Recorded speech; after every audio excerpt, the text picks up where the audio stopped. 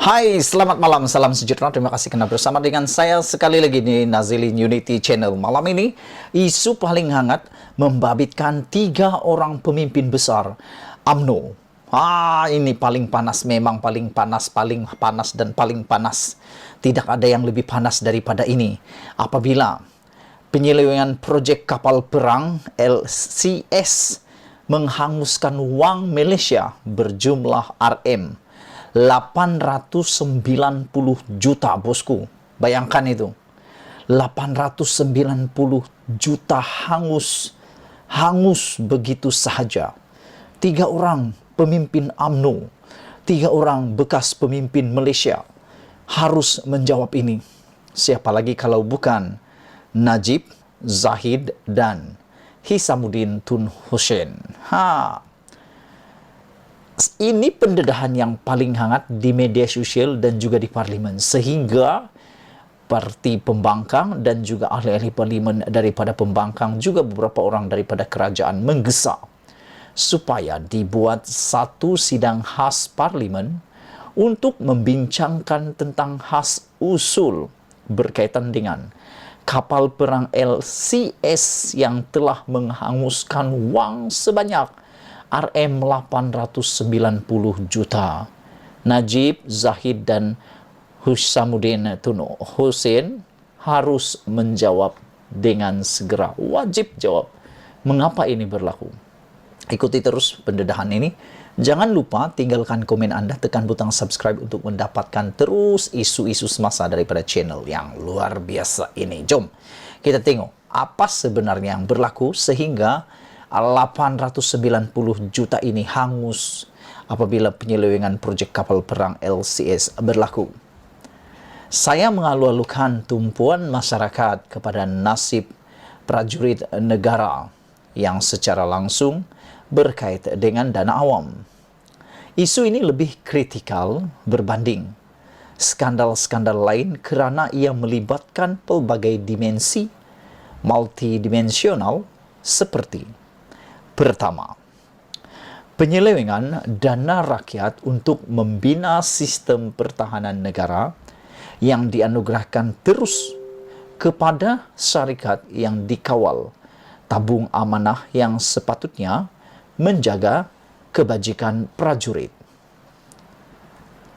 Seterusnya, apabila projek dan dana diselewengkan, bukan sahaja tabung amanah mengalami kerugian, sistem pertahanan negara terdedah kepada pelbagai risiko apabila kelengkapan dan persenjataan menjadi lapuk dan ketinggalan zaman.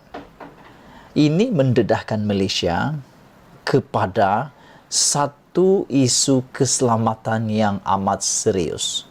Bayangkan peralatan perang Malaysia, semuanya sudah ketinggalan zaman. Ada yang baru, tapi ada yang sudah terlalu uzur. Bahkan ada juga yang sudah hampir-hampir tak boleh pakai.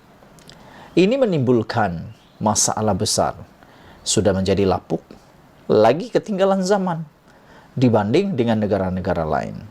Ketiga, saudara-saudara sekalian, mangsa seterusnya ialah prajurit yang terus dipinggirkan dan tidak terbela. Sedangkan jika berbilion ringgit yang diselewengkan melalui perolehan projek-projek pertahanan ini tidak berlaku, wang itu boleh digunakan untuk memberi allowance dan pencen yang lebih baik kepada prajurit. Hari ini, pengerusi jawatan kuasa kira-kira awam negara PAC yang berhormat Wong Kah Woh mengeluarkan kenyataan mengenai dapatan-dapatan PAC yang meneliti pengendalian projek Littoral Combat Ship LCS yang telah berlarutan sejak 2011.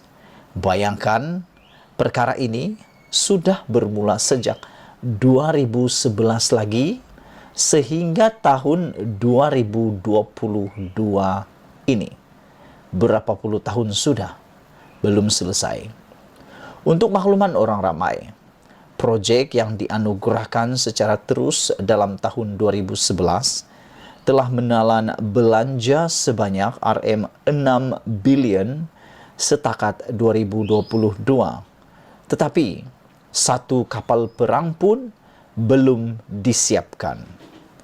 Mengikut jadual kontrak, sepatutnya 5 kapal perang telah disiapkan dan diserahkan kepada Tentera Laut Diraja Malaysia TLDM untuk beroperasi. Namun, sebenarnya saya telah mengumpul maklumat dan mengkaji skandal ini sejak beberapa bulan lalu atas kapasiti saya sebagai orang awam. Berikut adalah maklumat penting yang perlu diketahui oleh orang awam. Pertama, pada 16 Disember 2011, Kementerian Pertahanan mengeluarkan surat lantikan Letter of Award atau LOA kepada Boasted Naval Shipyard Sdn Bhd untuk membina dan membekalkan 6 Second Generation Patrol Vessel SGPV Littoral Combat Ship LCS dengan jumlah kontrak sebanyak RM9 bilion.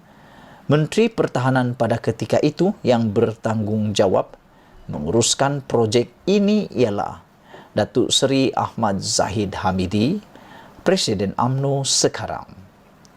Kedua, Kerajaan Persekutuan menandatangani kontrak akhir dengan BNS bagi kontrak berjumlah RM9 bilion ini pada 17 Julai 2014. Menteri Pertahanan pada ketika itu yang merundingkan perjanjian akhir ialah Datuk Seri Hisamuddin Hussein, Menteri Kanan Kerajaan Gabungan PAS UMNO Bersatu sekarang. Perdana Menteri ketika LOA dan kontrak projek ini diselesaikan tidak lain dan tidak bukan adalah Datuk Seri Najib Tun Razak. Saya telah mengumpulkan maklumat berkenaan penyelewengan demi penyelewengan yang berlaku sepanjang sedekad projek ini berjalan. Saya akan kembali mendedahkan satu persatu dalam siri expose sepanjang bulan Ogos ini, seperti yang saya pernah lakukan semasa skandal NFC, 1MDB, tabung haji dan Felda dahulu. Saya bermula pada hari ini dengan soalan yang mudah. Siasatan yang dilakukan secara dalaman setakat ini menunjukkan bahawa sekurang-kurangnya RM890 juta telah diselewengkan dari projek ini, baik dari segi penipuan, wang yang dipindahkan kepada pihak yang bertujuan menipu kontrak, duplikasi kontrak dengan tuntutan berganda, dan pelbagai penyelewengan ini. Saya percaya siasatan dalaman ini telah sampai kepada Hisamuddin Hussein. Sebagai menteri yang menandatangani kontrak dalam tahun 2014, beliau juga menteri yang menandatangani perjanjian tambahan supplementary contract pada 31 Mei 2022 untuk menghidupkan kembali projek ini. Sebagai Menteri Pertahanan yang paling lama menguruskan projek ini, beliau sudah tentu tahu tentang segala laporan dalaman mengenai penyelewengan projek ini. Sebagai Menteri Pertahanan yang paling lama menguruskan, pasti beliau tahu tentang segala laporannya. Kenapa sehingga sekarang beliau tidak mengambil tindakan untuk menangani penemuan penyelewengan berjumlah RM890 juta ini? Kerana tidak ada satu kes pun yang dibawa terhadap pihak-pihak yang dinamakan terlibat di dalam penyelewengan tersebut. Skandal ini bakal memerangkap UMNO menjelang PRU 15 ini kerana ia akan membuktikan bahawa bagaimana UMNO menuduh Bagaimana UMNO menuduh Pakatan Harapan menjual aset negara, sedangkan di bawah pentadbiran UMNO, nombor 1, persenjataan dan pertahanan negara terbengkalai sehingga ketinggalan berbanding jiran kita seperti Indonesia. Kedua, nasib prajurit yang kebanyakannya Melayu diabaikan apabila dana yang sepatutnya memanfaatkan mereka hangus akibat penyelewengan. Saya akan terus mendedahkan maklumat terperinci penyelewengan ini satu persatu sehinggalah Zahid Hamidi, Hishamuddin Hussein dan Najib Razak bersuara untuk menjawab. Skandal kapal perang terbengkalai ini berlaku di bawah pengawasan dan pengurusan mereka. Wajiblah mereka tampil menjelaskan kepada rakyat. Ditulis oleh Rafizi Ramli, Timbalan Presiden Keadilan, 4 Ogos 2022. Sekian dulu isu untuk kali ini. Jangan lupa tinggalkan komen Anda tentang isu pada malam ini, yaitu bertajuk penyelewengan proyek kapal perang LCS hanguskan 890 juta ringgit.